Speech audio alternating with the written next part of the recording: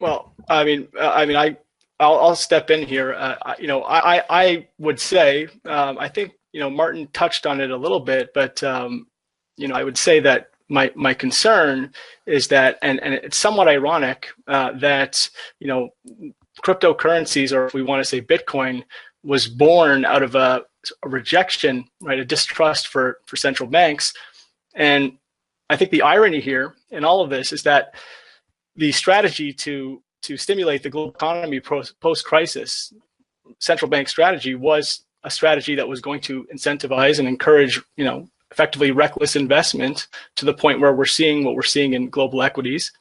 And the relationship between the global equities market and the euphoria in that market and what we've seen in cryptocurrencies, they're an extension, they're a product of the same central bank policy, I believe. And so I think it's interesting to see, how things play out when there's that built-in inherent risk of an emergency, unprecedented type of coordinated response to the crisis. And these are the types of, effects that we're going to see.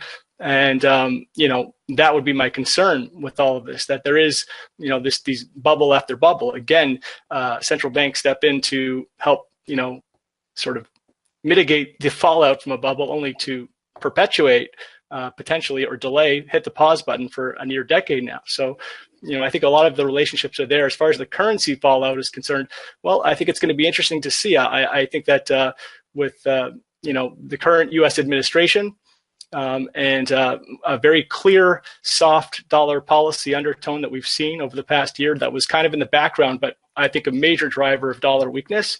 It will be interesting to see if we do see a risk liquidation, which I believe we will. I think it could happen this year, that we'll have a flight to safety. But how that plays out as far as the dollar goes will be, traditionally the dollar benefits. But now it could be a situation where that's shared between, other major currencies. So, well, we'll see what happens.